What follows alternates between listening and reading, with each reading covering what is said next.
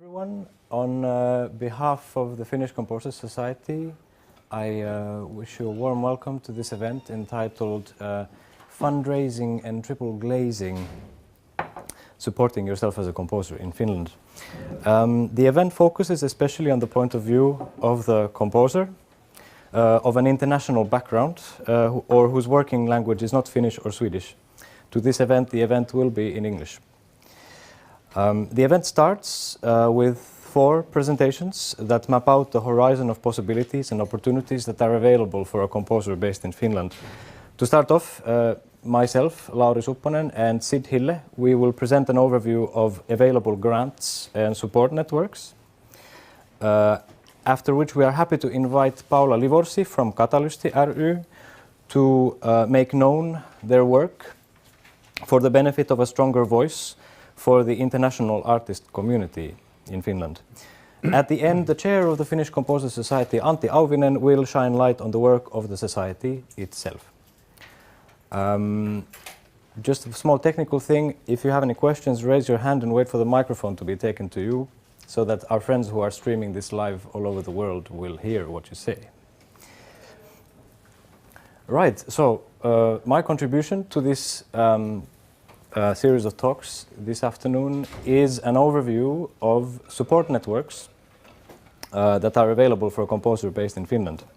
My name is Lauri Supponen. I am a freelance composer based in Helsinki, and I'm very glad that so many of you could attend this event.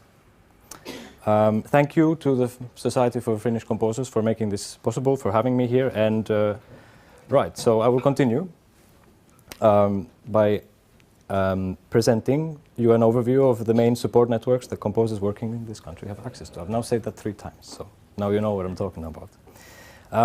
But first, a small word of background about myself. I am still learning and finding out about what there is, having moved to Finland only 7 years ago.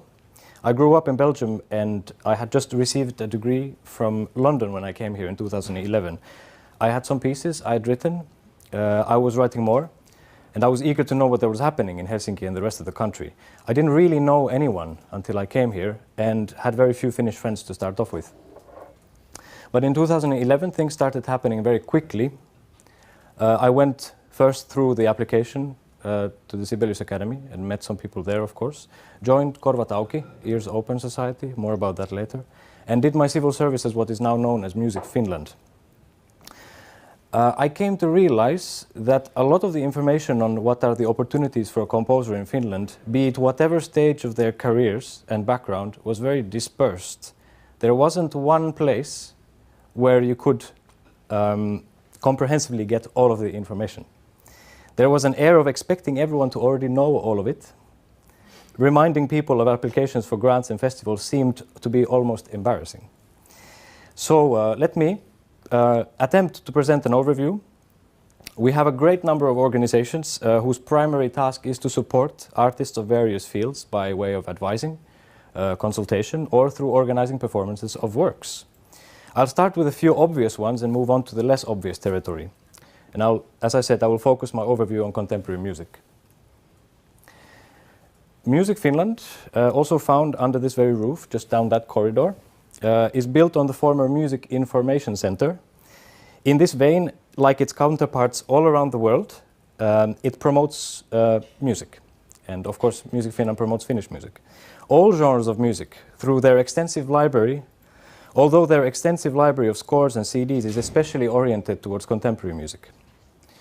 All you need to do is just book a time to see and hear what you need.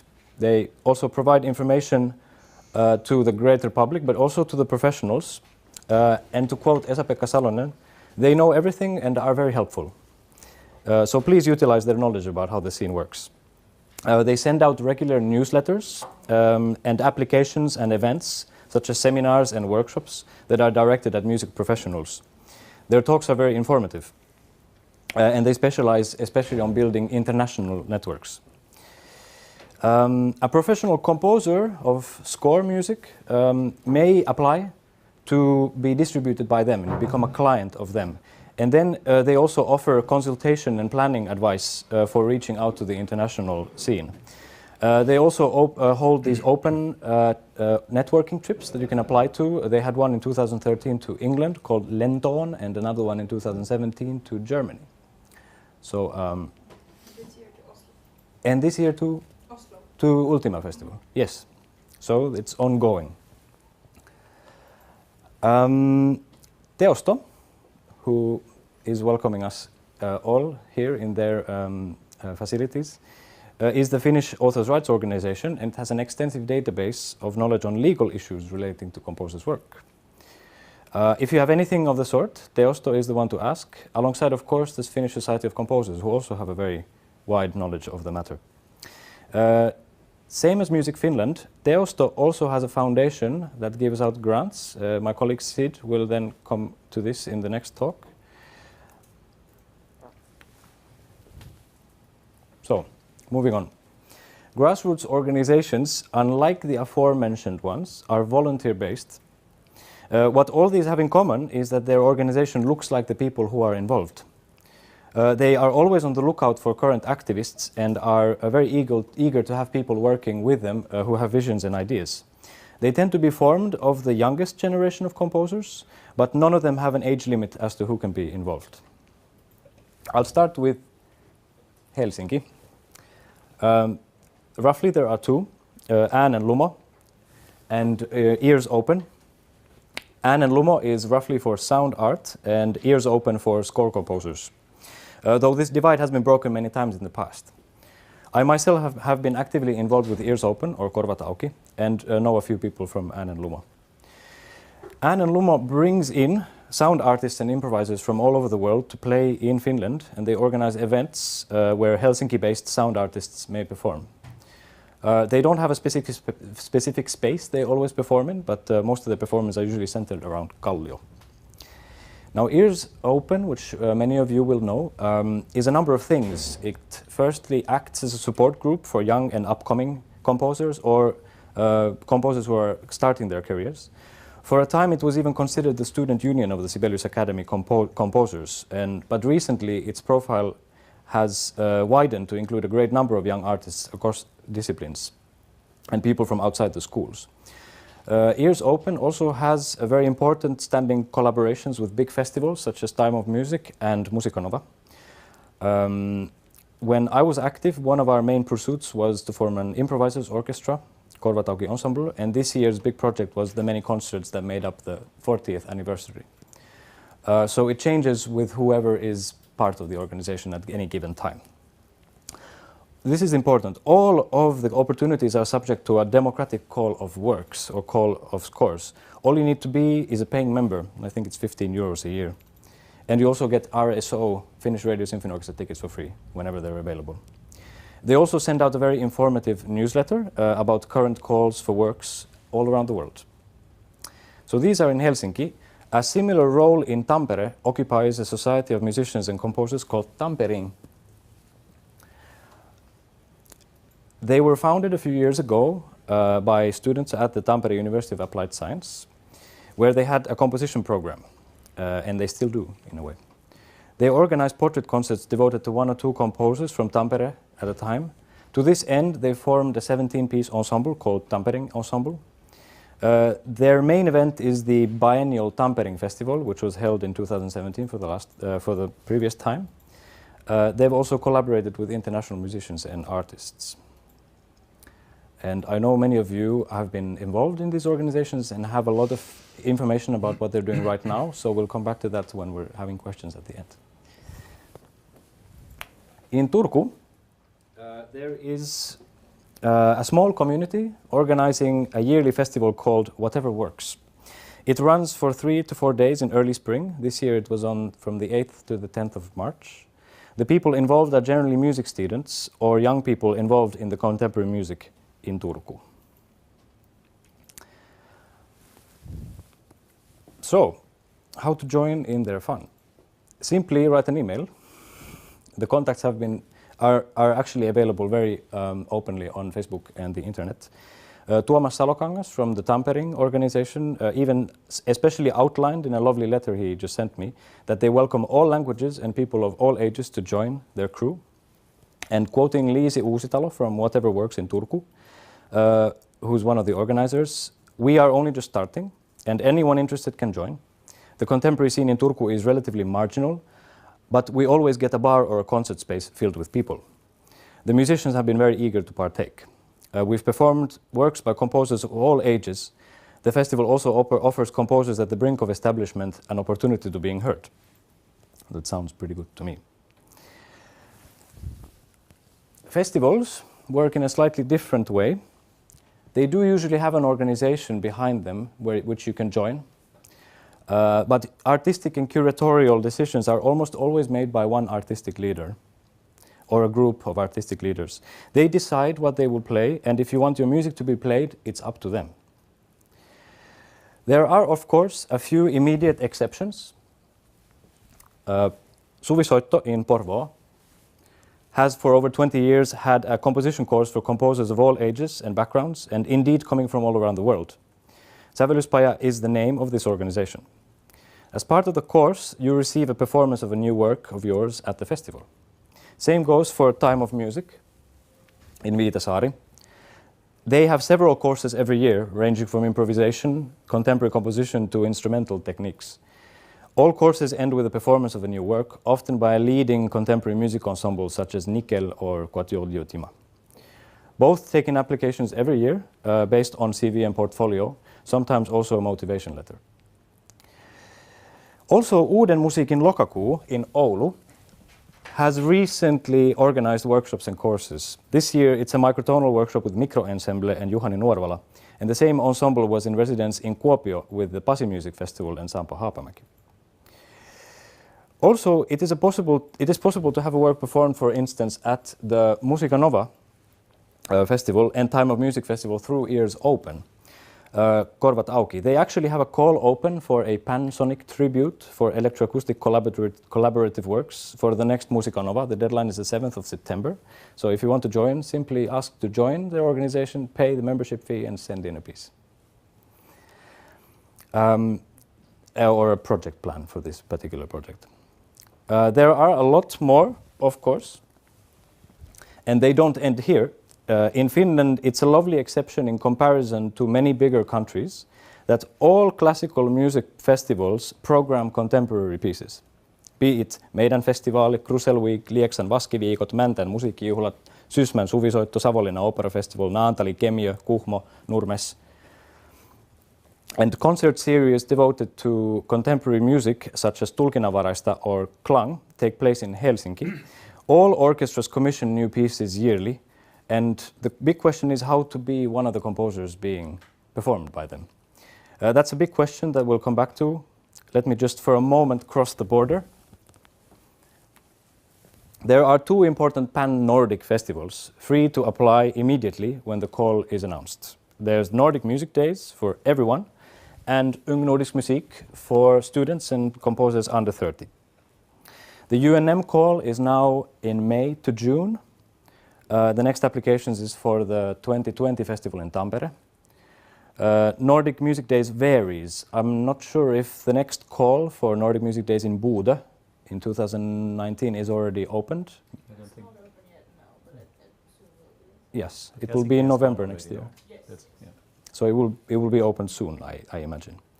Nordic Music Days is also one of the oldest contemporary music festivals in the world. It started already in 1888 in Copenhagen. UNM started in 1946 to make sure the upcoming generation is not forgotten.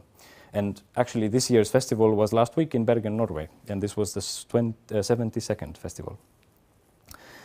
ISCM, or World Music Days, is similar to these other two, but it encompasses the entire world. All the world's composer societies are partaking. The call to send in works for Estonia 2019 is actually still open. There are two ways to participate, either as individuals, that's the call that's still open, or through your local composer society. That call finished about a month ago. Here is an outline of neighboring contemporary music festivals that I invite all of you to look into. They have very comprehensive websites. And perhaps even visit in person to get to know who's behind it all. Festivals are good opportunities to completely lose oneself and never have the time to talk to anyone. Festival organizers and directors are the worst to try to make a connection to during the festival, since mostly they're running around on errands. It is, however, a good platform to mingle with fellow lost souls of the contemporary music scene, a kind I strongly feel I belong to as well. Now, the big question, how to partake? How to have a piece at these festivals or orchestras? And I must say, there's a big difference between support organizations and festivals. While both share a will to promote new music and pursue its continuing vitality, one can't just join a festival, unfortunately. There are, of course, the exceptions I outlined, and on top of that, every now and then, even these festivals also organize open calls.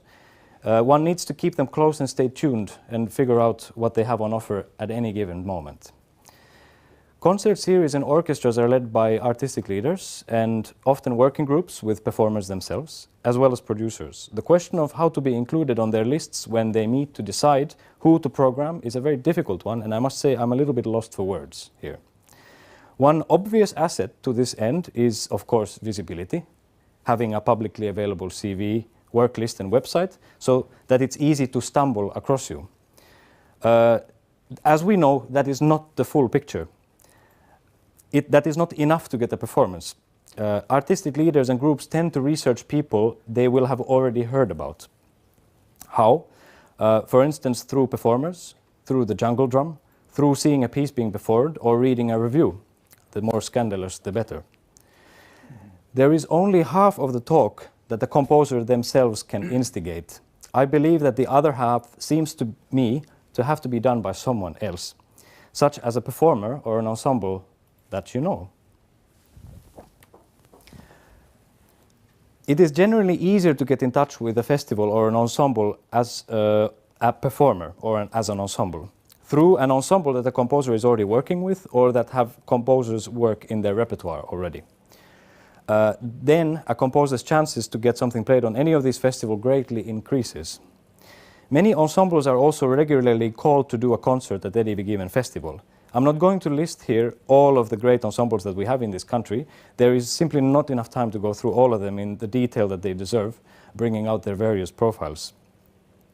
Forming new ensembles also works to this end. That is indeed what Avanti did at the time, or what Uusinta did, and Tampering and many others. In fact, festivals such as Kaivos and Suvisoitto are formed by the ensembles themselves. Klang Concert Series in Helsinki gives each of the big Helsinki-based ensembles and performers societies one concert in the calendar year. That's an excellent place to follow their work, such as Uusinta, Helsingin Kamarikuoro, Muusikkojen Liitto, Solistiyhdistys, that's the one, and many others. I personally hold building good relationships to ensembles and performers crucial to my own work. They remain the main support network that a composer can have. Thank you for now. There's time for a question or two right now. More discussion will of course follow after Sid Hille and Paula Livorsi have illuminated you with some more.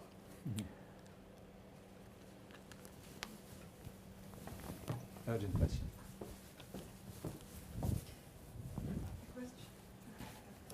It goes into the system.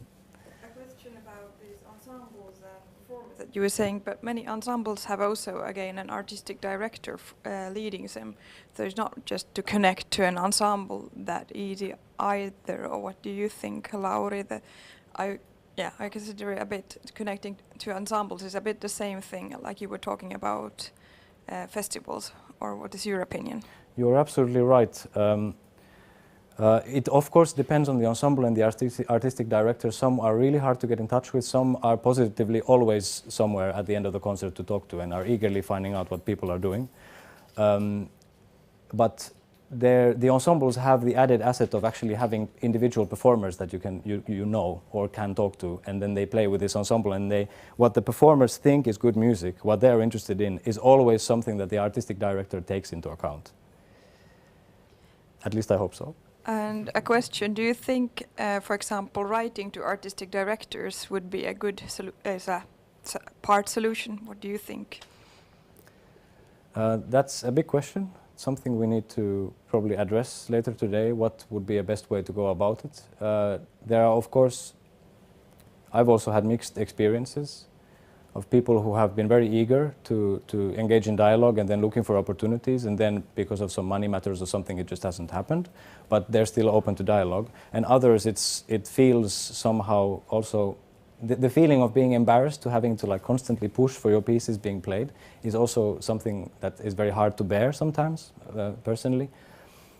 So maybe a good combination of seeking them out at a festival or at a concert, and then perhaps continuing a discussion with an email or something, but just one strategy, of course. Emails are probably the most boring way of getting in touch with any director or any kind of artistic. I'm in my own experience, I think emails are the most boring way, even though it is one way, and maybe it is also a polite way to start being in touch. But I think always the personal being in touch and the talking with people is the most effective one. Like you send an email, and very often they don't even get read, or like go in the somebody else trying. It's like they get masses of these emails. So I think the thing is, it's okay, of course, because this is what these email addresses are for, and this is why they're also in the net and stuff, and people want to receive also ideas. But I think in the end they always like to put a face on an email. If you like, they have met you before on some festival and they talk with you, and then you say, referring to our meeting the other week, I'm sending you now some links of my music or something. So it's exactly this networking thing, combining things, personal contact, writing an email, and then, having reviews, like Lauri said, I think very important is exactly this, having other people talk about you. And that again means you need to be talking to other people first, so that they will talk about you to somebody relevant. And it's a very big zigzag. Everything's related with everything, which makes it so difficult.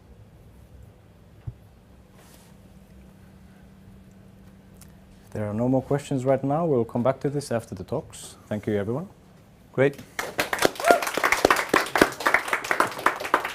Do you want my chair, or I pull my chair up here? It's okay. Why is this wet? Hi guys, I'm Sid Hille, and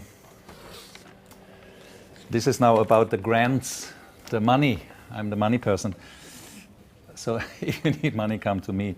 No, but in this now little exposition here, I'm trying to explain the ways where to get funding and how to go about, and like how to go about even making a living, before you get your pieces into festivals or organizing your own festival like Avanti has done and things like this. First, a little bit about myself again, like the authorization, why am I sitting here? And I'm originally from Germany, even though I have a Dutch passport, but I grew up in Germany, in Donau-Eschingen nonetheless, and I've been living in Finland since 1994. I'm, besides a composer, I'm also a performing musician. I'm a jazz musician, or whatever goes as jazz, somewhere in the fringes, somewhere in the outsides. And the first years that I've lived in Finland, I've been teaching at a conservatory in Kokkola. And my personal history is also that the first years, besides learning the language and not knowing anybody, and being in Kokkola and not in Helsinki, and not being in the Sibelius Academy, which is like a very important networking situation, being up there in Kokkola, it was like I was out there and just only a teacher, so I didn't even dare to apply for any grants. It didn't even come to my mind. I heard that other people got some money, but I thought, like, what am I going to apply for? Just, being, everybody can play the piano, more or less. So at one point I did, after all, I had written some pieces, and I applied for a grant in Kokkola. It was the, what is it called? Keski-Pohjanmaan Rahasto, so the whatever that area is called, the North Finnish something, one of the grants in the area.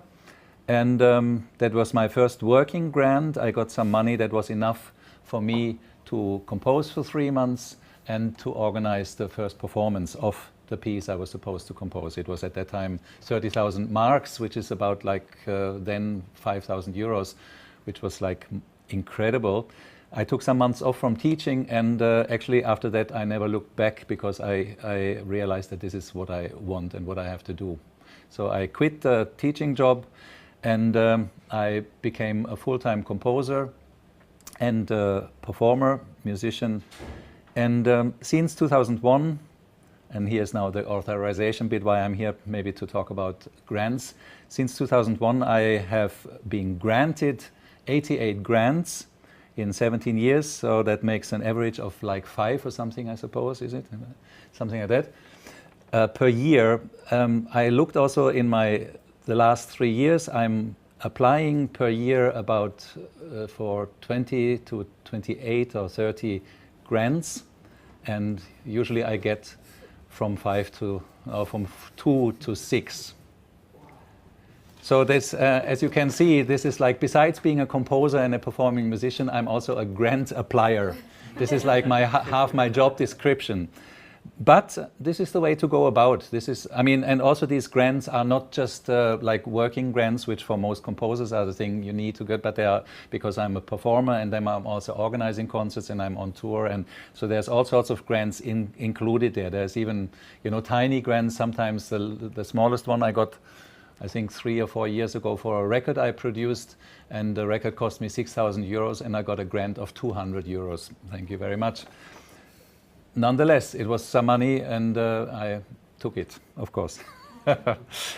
Anyway, so I'd like to ask also, are there any people here now who are, besides composers, also performers themselves, who like producers, who organize concerts, and you organize concerts yourselves also?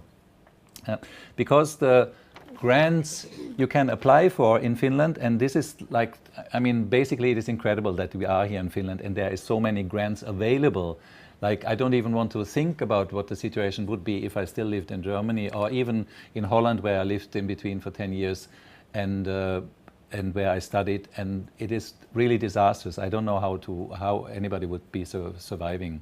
But as we all know, it is difficult enough here. But there's quite a lot of grants available, and basically I'm now not going into residencies you can apply for, and I'm also not going into travel grants, like money if you want to travel to a festival or your music is being performed somewhere, you can support to get there, like if the festival organizer plays your piece but they don't have the money to have you come there to the performance, there's institutions where you can apply for that money also. The two main categories I'm going into here now, is this, by the way, I'm just above the level here, is this coming in the camera, waving to the stream, hello everybody. The two important grant categories we're talking about is the working grant and the production, the project grant. First, about the project grant, which is probably for most of you, as there are only 3 producers here, the less important one, but still, think about, like, there's all sorts of things, even if you're not producing a concert, or maybe you want to start doing this, you know, have your if nobody else is performing your music, you just, you know, book the black box or the camerata in the Musikitalo, which I did this spring, which is hell expensive and very complicated, but why not, you know, take the challenge and go and apply money for it. There are several institutions where you can apply for organizing a concert like this. And then you have your music performed, then it's out there. The nice thing having your concert in the Musikitalo is that that they put a big picture of you and your upcoming concert on the media wall, and you will be there for the week before your concert. You can take selfies with yourself in front of the media wall, and a lot of people get to see it. And it may seem silly at the time, but it is like all in this long process of your face being out there, your name being out there, at one point your music being played. Maybe somebody happens to come into your concert, you know, even from Hesari, from the important newspaper, or from the Hufvudstadsbladet, and write about your concert, and, you know, and even that might not mean very much yet, but it is like all of the continuous, you're putting yourself out, you're being present, you making yourself noticeable. Hello, I'm here, my little voice. Because this again will be noticed, and this is the great thing by the people who decide about grants. My experience is that they are paying attention. They are paying attention to who is out there, what is happening, what is interesting, and maybe they don't jump at you immediately, but if you are persistent and if you keep writing these, let's say, 20 applications or something, eventually they will know, oh, this is the guy again, you know, who wrote 20 applications last year. Maybe we should give him some money this year, you know, so finally he gets, I don't know how it works. This I don't know. Nobody actually, I don't think, not many people know how it really works. There's even some colleagues I know who are sitting in some of these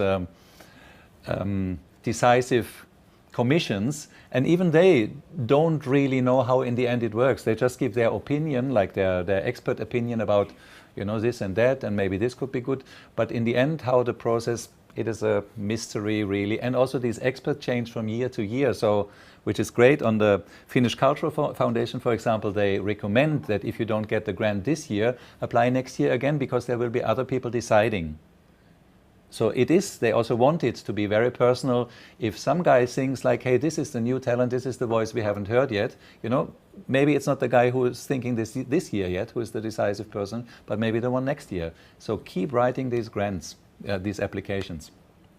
Back to the project grants. The project grant, there's a little problem with the project grant, in my opinion, having written very many of those applications. The problem is you very often need to have a very detailed budget. You have to be very clear, like all the things that cost you something and what will be the expenses, also where the money will be come in. You have to estimate all sorts of things where you can't know anything about, how it will turn out. Of course, they know that you can't know that, but you have to sort of give a as clear as possible picture. The thing is, you can apply for maximum 50% of your expenses, which you assume, and they're probably only giving you at most half of what you apply for, which means even if all goes well, you only get 25% of your costs. Which means you still need to cover 75% of those costs in order not to go completely bankrupt just by having a piece performed, by organizing a concert of your own music. So this makes things difficult, because it means you don't only have to apply from one institution or one, what is it called? Source, exactly, but from several for the same project, and or take some institution, I don't know, like one of the ones that Lauri just mentioned, you know, maybe they can help out and have to their members tickets sold, and that you can be sure of that at least, you know, 20 tickets are gone and I get already, let's say, 200 or 300 euros back in from there or something. Things like this, cooperation, networking, again, is really essential here. So, but this is the problem with the project grants. And after all that, after you have managed to have your project getting 25% of the funding you would have needed, then you still have to do a very detailed accounting. You have to, like, really, it's a very lot of paperwork. And in the end, if you make it out of your expenses, then you've been very lucky. But again, I think in the long run it's worth it, because your name was on some media wall or maybe even in some newspaper review.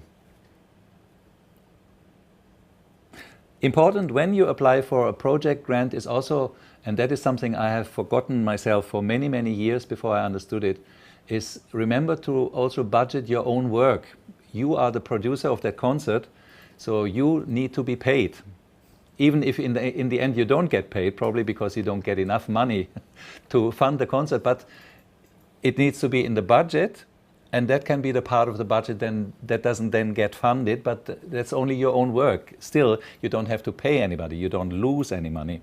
But remember to put that in there. It's part of your, you know, say like a month, 300 euros, a month of preparation for that concert. 300 euros, if you prepare the concert for 3 months, that's already 1,000 you can put in there as costs for your concert, which is only your own work time. Okay, so for these project grants, there are several institutions. All of them you will find on the Suomen säveltäjät. Is anybody here not member of the Finnish Composer Society? You're not. Okay, anyway, you don't need to be. You only need the internet address for them, because they have on their website, they have the grants, or apurahat as it's called. They have a list of all the grants that are available all through the year, very nicely chronologically organized. So the ones that are right now actual and can be applied for there on the top, and then all through until next year. And it's probably the most comprehensive list in the net. There's one on Musikintekijät on the former Elvis people on the light music, and then there's various grant sites or something. But in my experience, the Finnish Composer Society has the most comprehensive one. So there you will find for project grants, for example, Taike, which is the Arts Promotion Center, and then there's Suomen Kulttuurirahasto, which is the Finnish Cultural Foundation, and there is MES, the Musiikin edistämissäätiö in Finnish, and it's called, this is the Finnish Music Foundation. Does anybody, am I speaking now complete gibberish? MES, does it mean anything to anybody? Everybody knows what I'm talking about? No. You're not talking, Stefan, you don't know what I'm talking about. MES, it means, the Finnish Music Foundation, it means Musiikin edistämissäätiö. And they have like for some, this is the next thing I'm getting into, working grants. So this is a very important one, and they have a lot of money, most importantly. Money to distribute. And like, so, and then we have here, let me see, project grants, Music Finland, here around the corner. They will also help you out with travel and projects if you have a, you know, a tour or some visit in Germany because Donna Eschingen is performing your piece or something. And then very big projects are the Kone. Everyone has once stepped into one of these elevators, you know, the Kone. It's one of the richest foundations in this country. They have millions and millions, and very nicely they make some of them available for arts. Actually, it's a very big sums are made available for projects, but again, for the Kone, you have to have a huge project also, and I haven't dared applying there for anything yet. It needs to be a very big project with a very clear plan, and then you can apply for a very big sum. And you might even get it, but think big there. Thinking big, also getting names, institutions in there always helps. So this is, Kone is like massive. Just like cross-disciplinary. Yeah, exactly. If you have some multimedia thing or something, you know, and you have you get the Saarinen dance company in there too, and you know it will cost 10,000 at least, you know, probably more like 50,000. I haven't dared getting into such a big project yet because, you know, already also, you know, you wind up thinking and planning, and in the end you also want to have time to compose, of course, so you turn into a producer. Okay, for us composers, most relevant obviously are the working grants. The working grants are great because all you have to do is propose a plan of what you would like to do in the next year, and then you get a relatively large sum from some of those grant foundations, and you are basically free to continue the artistic work you're doing according more or less to that plan which you have put out there. Let's say you want to write a chamber symphony or something next year, then you just write that. And it's good to have, the thing is with, no, first I go into where to get those working grants.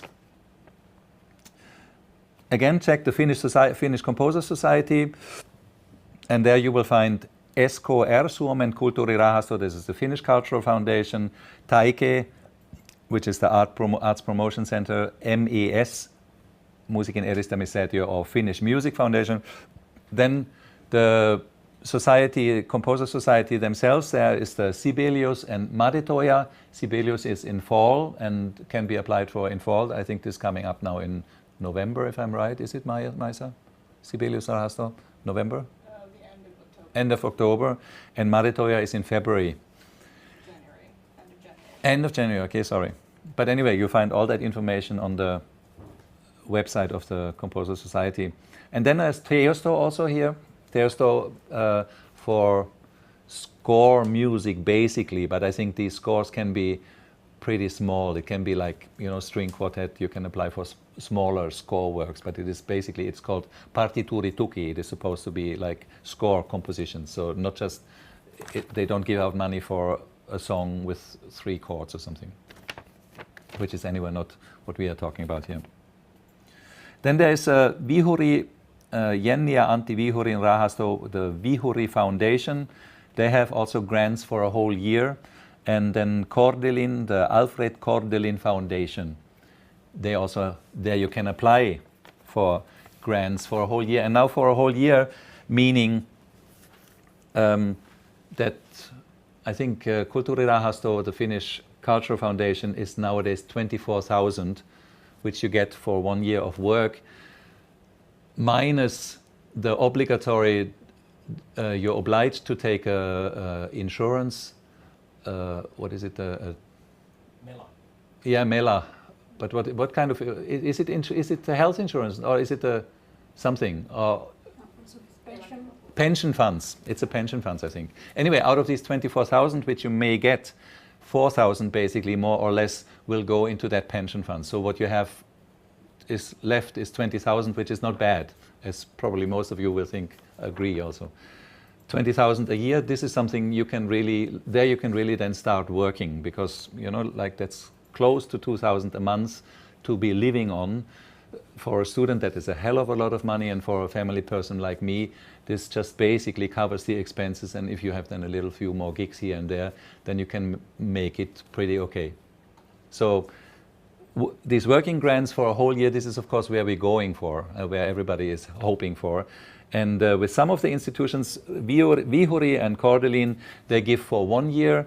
In Finnish Cultural Foundation, Suomen Kulttuurirahasto, you can even apply for 3. Even you can apply for 5, but 5 years is only for people who have really a very long catalogue of achievement. But then again, what do I know? You know, maybe they see like this incredible great talent in you and think like, if you have a great plan for 5 years ahead, this and this and this, and in festivals here, what is it, for example, Sebastian Hilli, who has been, you know, had his thing, he won the Takemitsu competition, and he has now something in Gaudiamus and something, whoa, you know. I think he's on a 3-year grant just now, so hello Sebastian. Maybe. So things are going well, and you know, and he's still a young fellow, so who says you have to have a long list? If you just have a couple of things there which work, then, you know, and 5 years or even 3 years or even 2 years, 1 year, even half a year. Well, half a year is always difficult, because for half a year you just get settled in having money, but then already while you're working on that half-year grant, you have already started worrying about what am I going to do after that half year, which is like very much too soon. This is my experience. I have been on 2 full year from Cultural Foundations and 2 full year from Taike, the Arts Promotion Center, and 2 half years from Taike, which I think for a foreigner in this country is just incredible. I still, it's sometimes hard to believe that Finland would make that possible, available for people who just come here, you know. But then again, I trust there are some people who are seeing, you know, the value in work that is being done and that it contributes something to society, but you don't get anything if you don't apply. So the main thing here to say is write those applications, put them in there. I name a few more that are also on that list on the Finnish Composers website.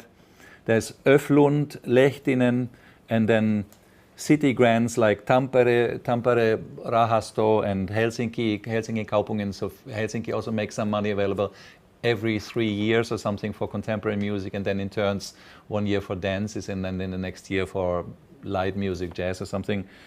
These are usually relatively smaller sums, but then again, who says no to 3,000 euros or 2,000 euros? It always helps, anything helps. So yeah, so if you have in March nothing else to do, why not write Öflund?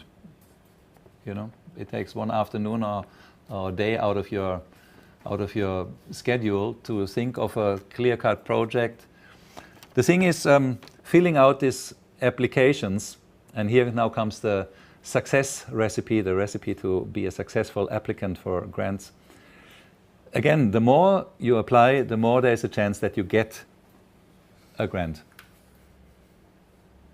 They're all nowadays online, so what you have to do, you register and then fill out the form. The Cultural Foundation, the Finnish Cultural Foundation, Kulttuurirahasto, they have a very great, detailed list in English language of how to write a good application. In very short, be concise, which means like keep it short. Don't go into incredible details. Keep it very short, clear, and remember that these people, they get, for example, Kulturirahasto, they get 19,000 applications a year, and what I heard from somewhere is that they have about 7 minutes per application to decide whether this is something they want to help or not. That's something that, so you have to basically within the first 3-4 sentences make a very good, like, whoa, this sounds interesting.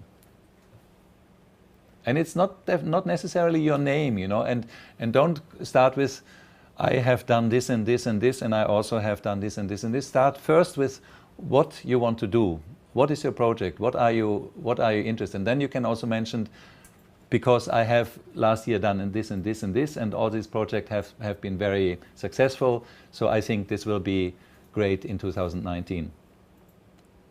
About 10% of the applications get a grant. So out of these 10,000 or 20,000 who apply, only 10%, 1,000 or 2,000 will get money, which means 90% are left out.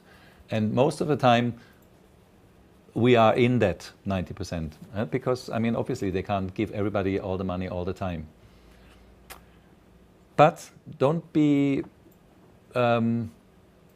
frustrated, or you just have to continue, because, I mean, it's the same with this composition, this piece, you know, you're there and this one silly bar and you just don't get ahead, but you want to get the piece finished, so you just have to go through with it. And it's the same with those applications, you just have to write them. If you want to survive as a composer, you have to write those applications, that's just how it is.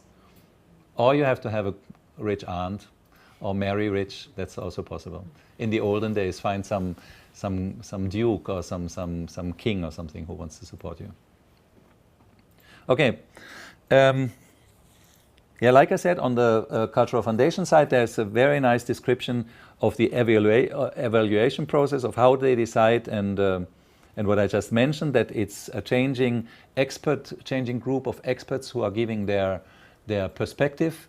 So don't get depressed one year, write it again next year. And the other important thing is where I started in the very beginning: be consistent in putting out, continue working. Like, you have to, like, make your name present, be present, have your work.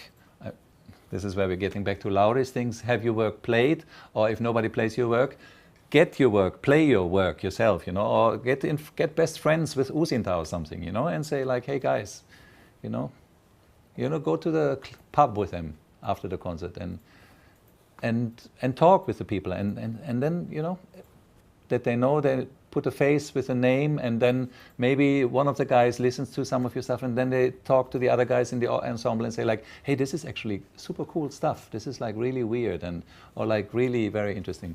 You know, you have to be talking, sitting in your working room in Kallio or in Kauniainen or wherever you're sitting. Nobody's going to come there and pick up your great compositions. You have to go out, talk with the people, and make yourself seen, heard, and noticed. That's my perspective. Thanks for listening. Any questions here?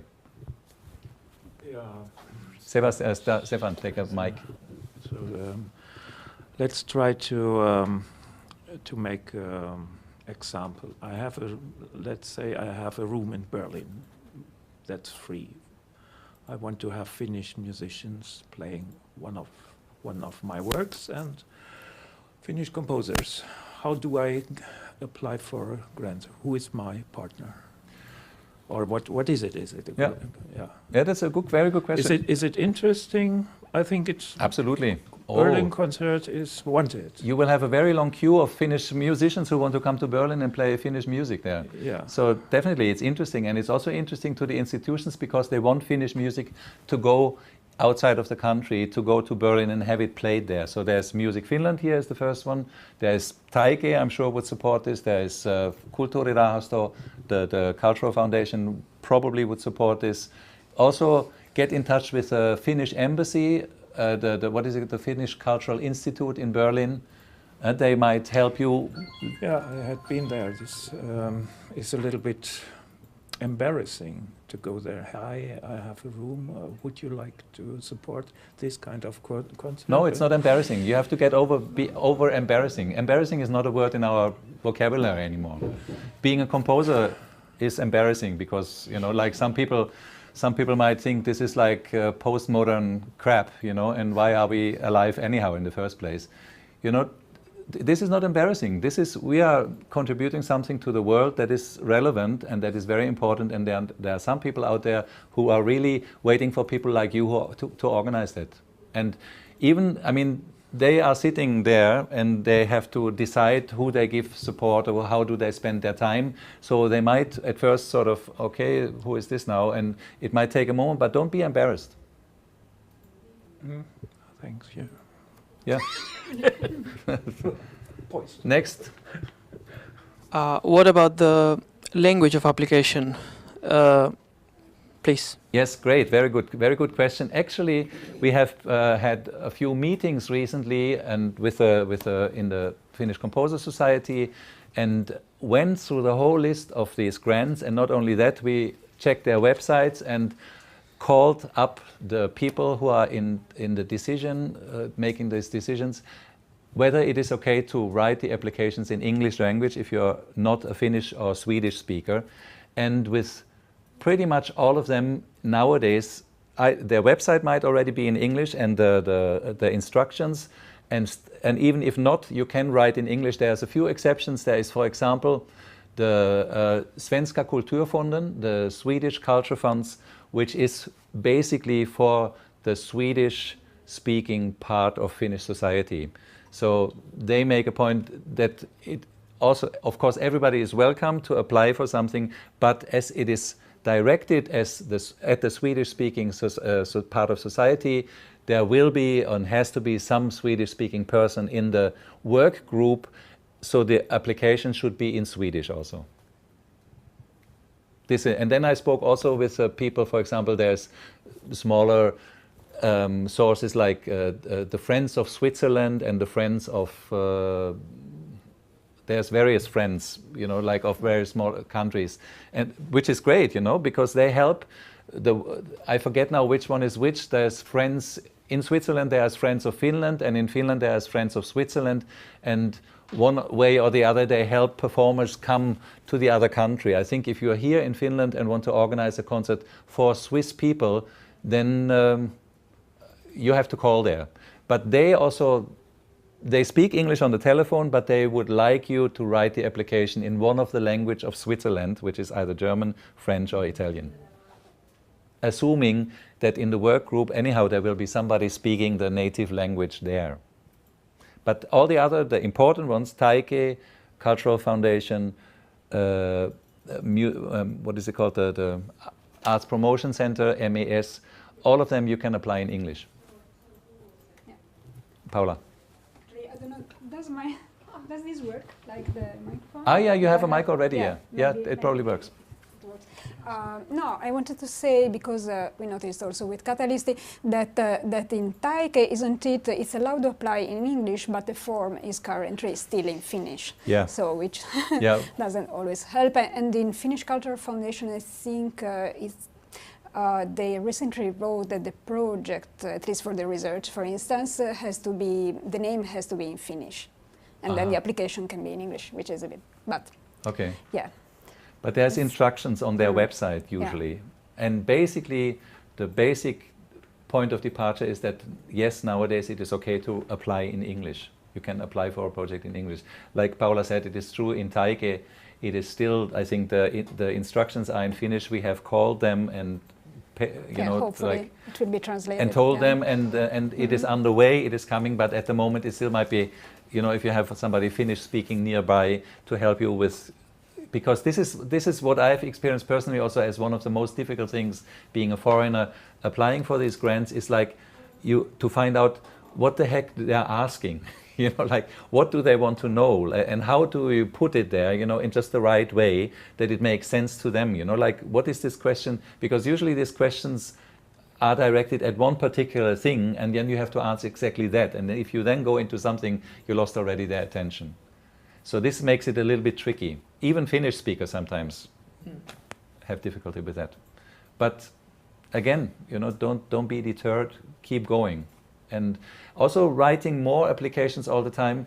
You start to understand, besides getting yourself a sort of data bank of projects and all sorts of, and filling out these forms, you can just paste, copy these things, so you don't have to invent it all the time, all new. Also, you understand faster what is going on and how to do it and how to put it also. You understand what is the language. Once you then might get one and you feel like, okay, if I put it like this, this works. And hopefully it works next year too. Lauri had a question also. Maisa, how we're doing for time? Do we go on to the next talk or? We could do that. It's fine still. Good. Time for streaming until. Good. Okay. I have one continuation to that. We are actually with this working group called Tasa-arvotyöryhmä, Equality Working Group in Finnish Composers Society. We're actually working to make sure that every grant giver who states that you can apply in English would actually have the form also in English, so that people in fact know what they will be applying for. So we have been in contact with, for instance, MES and Taike for hopefully changing this. Yeah. So remember, like applying for a working grant, of course, Cultural Foundation, where you can get a year or even several years, but also like several months, like the Arts Promotion Center, 1 to 3 months. Most likely they're reducing their funds nowadays, so most likely it will be just 1 month. But still, it's like €1,500. They always help. This kind of, and they are just for doing what you're doing anyhow. So it's like you don't have to invent anything or like come up with a great project or make a detailed budget. It's just simply for you to be able to survive doing what you're doing. Yes, Charlie? I have a question from Liza. Excuse me, are we streaming? Are we archiving this stream? Thank you. Okay. Paola. So, Yay. thanks. Okay. Sit there.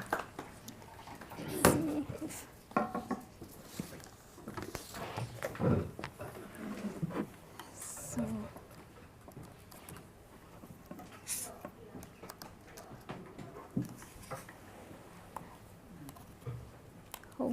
hopefully this will work.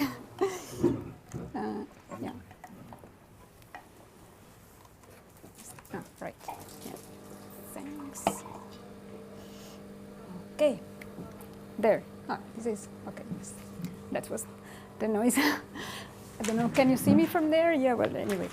Yeah, I'm very happy to be here. Thanks to my colleagues for inviting me here to present Catalysti. And well, actually, as you know, I also have a background as a composer. I am in the Society of Finnish Composers too.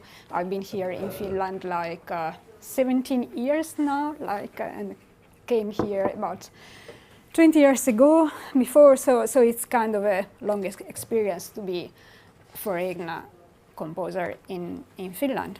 And thank you very much to Sid. Actually, you were very effective in presenting all what are the possibilities are. That's true that they are quite great, but that's true that, yeah, also maybe there are also some problems.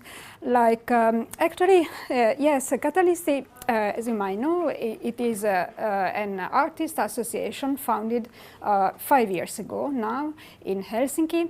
And the idea was born a bit from some meetings with foreign artists that there were some years before. And they were initiated actually by the institution, a bit like, or through the Taike Arts Promotion Center.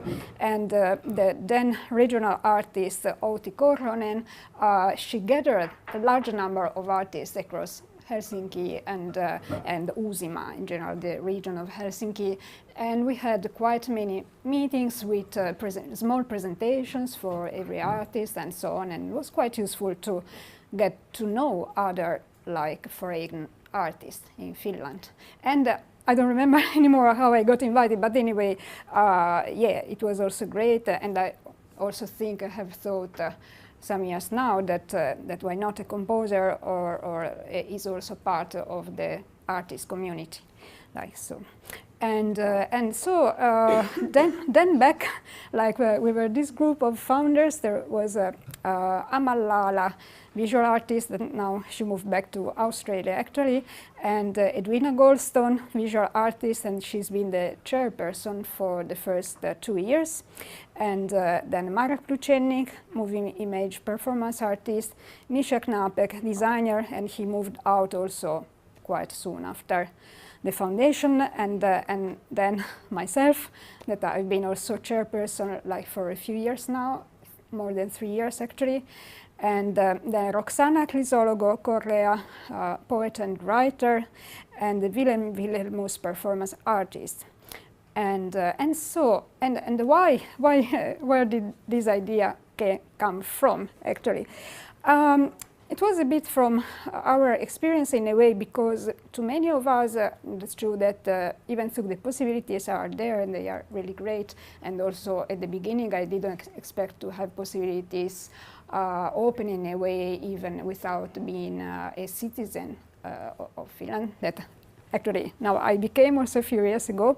But that's true that at the same time, especially if you are not educated in Finland, then the process can be quite long, and this has been a common experience also in the art world at large. So the idea was to create something as a network too, and a pool where artists could be, foreign artists living and working in Finland, could be more visible and more audible. And yes, together with that came also the idea, because we are artists from all disciplines, that this can be a catalyst, a pool where you can meet artists from other art field, and you can create collaborations and multimedia works, which is quite interesting, or many of us are doing that anyway.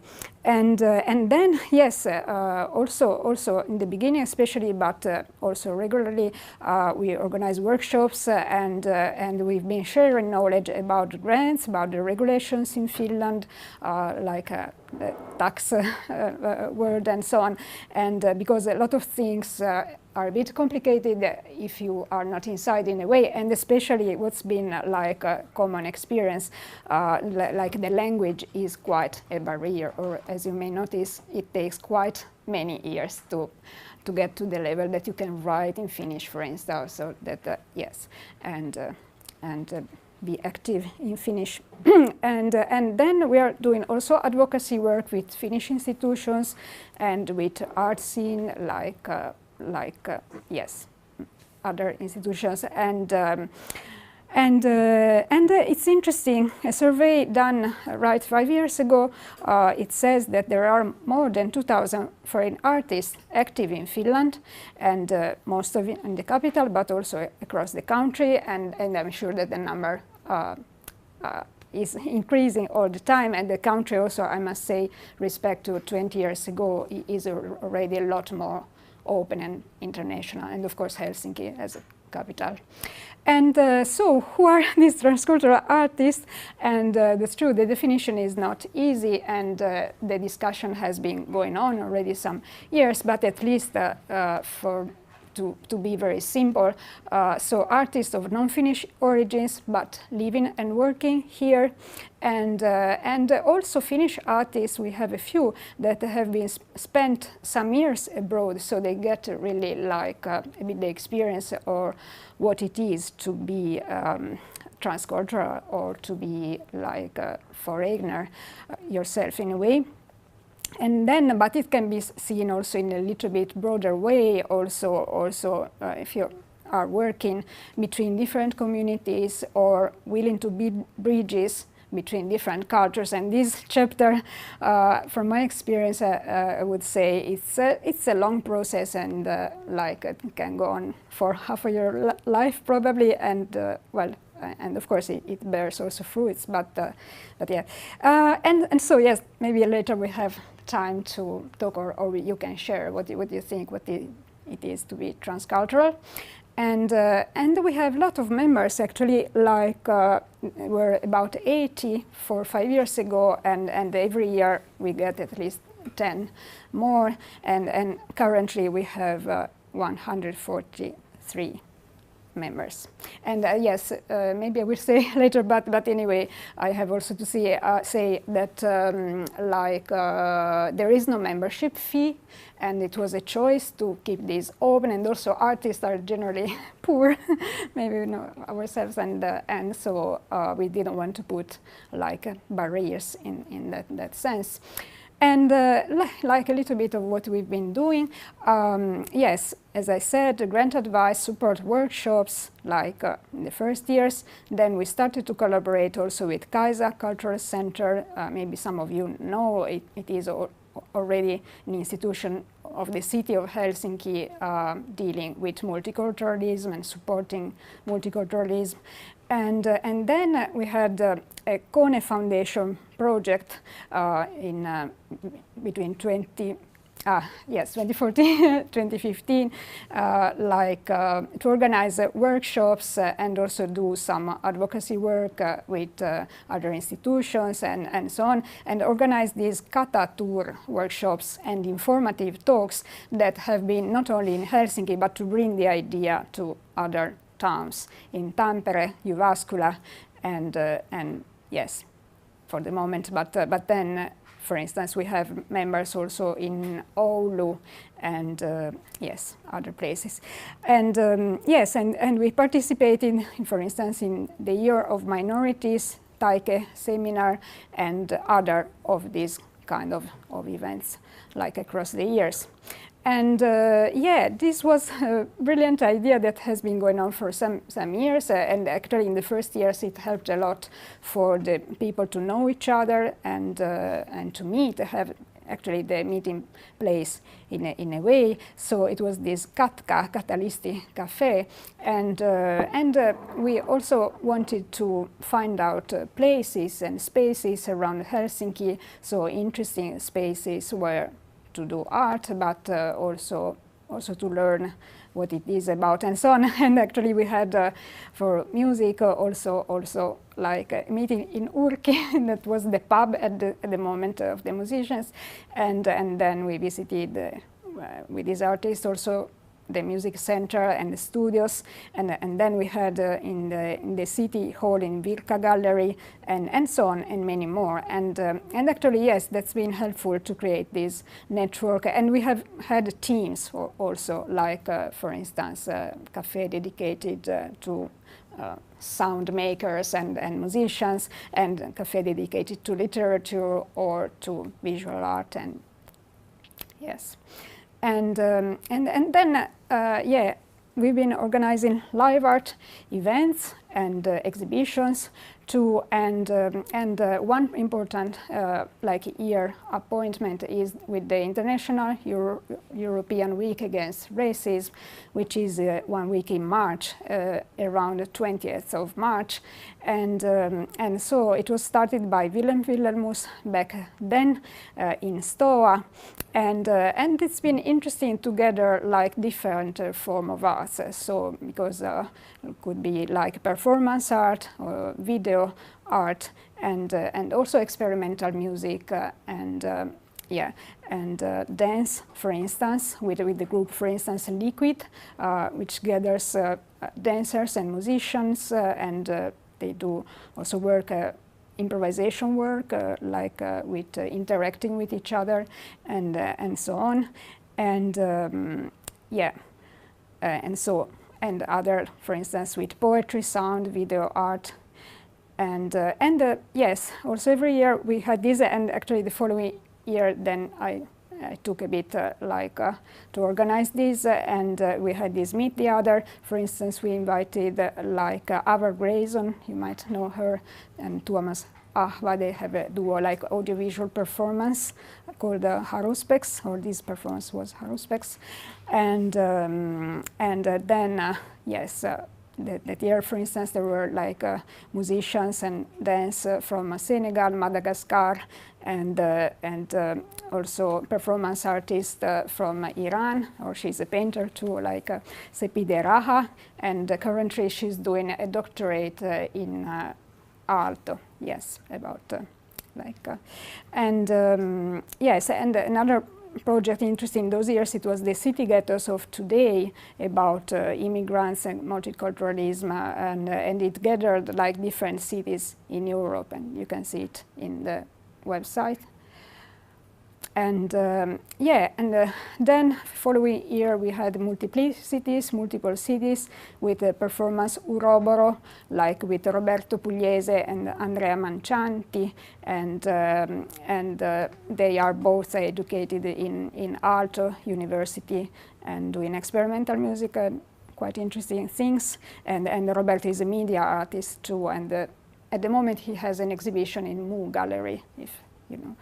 And then 2016, actually, yes, it was a good year that we had like a Kone grant again, like for 1 year projects, and we could organize a bigger exhibition and festival in Kattilahalli, Suvilahti, and Suvilahti is one of these alternative places maybe that you know in Helsinki, where happen many interesting things, and the space was very big, and we had about 10 artists, a little bit more than 10, to have works there, and then other 10 at least, because we had like also live art events every evening, and so also sound art, performance art, live cinema, and so on. And in the picture you can see, for instance, Jaap Clevering and Otsir Godot. And Jaap, he is working with sound, with his own voice,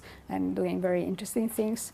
And yes, and Otsir, he's a great percussionist, like doing experimental music. Audience also. Yeah, there was like that's true that it varies a bit of the events, but for the Week Against Racism now it's been building up like across the years. So yes, usually it's quite full. Yeah. On the other hand, it's true, I thought a bit about the difficulties. For instance, also for Catalyst, it's not always been so easy to get through the press, for instance, like so. And maybe it is one point that we are working about more, but yeah, anyway, we are like trying to be active. And then another collaboration we had with Objekti Festival, Espo Kunsthalle. It's called like their group, and it's been founded by Andy Best at more or less the same time that Catalysti was born. And the idea is to bring like sculpture and art installation and also other art like music or live art in the Espo Center and its surroundings, that it is an area that it's quite industrial and not so good looking in a way, but anyway, it's interesting. That's true that there is no, usually there was no place for art or nothing of the sort. So that's true that it's been interesting work. And Andy Best is teaching also in Aalto University, like sculpture, and so we had things going on in 2015 actually, and 2016, and also it was very interesting to have this space, like an open space, like you see in the first picture, like in the Espoo Bridge, where you go to take the train, and we invited the Ears Open collective, or the ensemble that he was talking about before, and it was interesting to have so this contact with this with the people that live at the city in a way. Many passers-by stopped to listen also, and and then we had small exhibitions also in a gallery there nearby, like Espon Silta. It was an installation with Film Verstaden, which is like a live cinema association in Vaasa. And yes, and then year before we had also another exhibition in the same place. So and then another place where we want to bring or brought some art installations and some contemporary art is this World Village Festival that many of you maybe noticed. It is in Helsinki in Kaisaniemi Park in May, and it is usually like fostering multiculturalism a bit in another way, with food basically, and well, pop, rock, folk music, and many stands of associations and so on. But we proposed and got also places like containers or tents where we had groups of artists, usually 2 or 3 artists, working there, giving a workshop, and also having an installation, as for instance Timo Tuhkanen, who is also a composer, together with Egle Oddo, who is visual artist, and they had like sculptures combined with plants that people could, as you see in the picture, could bow, and then yes, there was another one where you had strings. You had your face in a plant, and could play strings on the side of this thing. So that was yeah. It's like Oddo. Are these people from foreign countries? They come to Finland for this performance? No. All people living here. All people in Finland. And this, like with this Cornell Foundation grant you have, are you able to pay these people then for their performance? Do they get a fee? Well, yes, not big fees, of course, because it's proportion to what the funding we get is not huge, but anyway, yes. And so it is like a public performance, so it is also for teosto, so the piece is played? Yeah, of course, in the case, if it would be like score music, of course it would be. In this case, it's a bit different because it's more like this sound installation.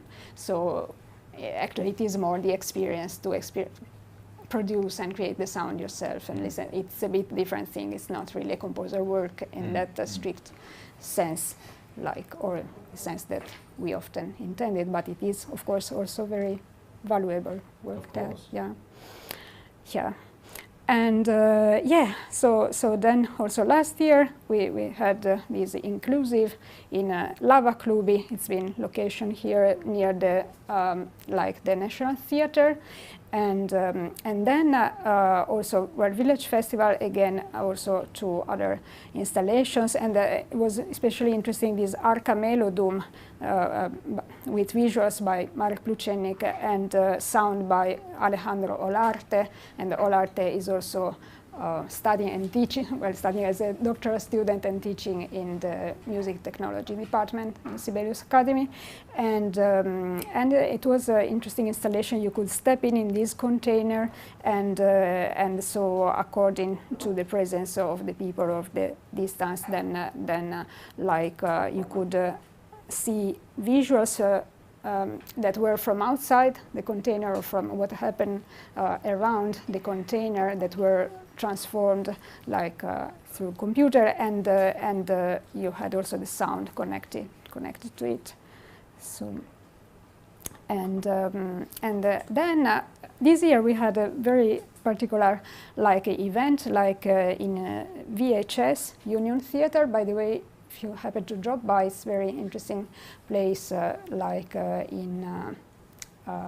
near Hakaniemi, and they do cinema, but experimental cinema, a lot of time, and other interesting, and of course the Fun Ensemble has been playing there too, and this time the curator was Juan Duarte, and it was in collaboration with Pixelake. Also, Pixelake is an interesting art platform working more also with technology a lot, and they have workshops and so on, and this was more about radio art, and then there were live streaming with Mexican and Brazilian art communities using radio art. And there were some sound performances in Shinji Kanki, was performing too. We were happy about that, and then yes, we have currently an exhibition actually a bit far from here, in Rahe, which is in northern Ostrobothnia, not so far from Oulu, but still. And if you have a chance, or for people living in the area, it's until the 21st of September, and it's created by Anna Parra, and yes, with 7 artists. You can see this. And another interesting project has been this Mechanics of Conformity. It's a collective of 4 women exploring concepts of identity, perception, otherness through the hair. How does it feel to have very big hair? What does it impact in your life? It's basically the idea. There were 2 exhibitions, one in Helsinki and one in Espoo over these 2 years, and then some workshops, talks, and I bet they want also to continue with this project. And then we had a live cinema and sound event for the Night of the Arts, actually this year, in the Gallery Myymälä 2, also another interesting underground place. If you happen to, it's Uudenmaan Katu. And there were, this time, rarely there have been, but for instance, this duo, A Step Back, they came from Naples, they were invited, and then we had like local transcultural artists, Derek Holzer and Marek Pluchenik. Can I ask again? Yeah. Like if you say these are the activities of Catalysti, does it mean that Catalysti, the organization, is supporting these? Like when these are now Catalysti activities, does it mean that these Catalysti is supporting these expositions, for example, financially also, or?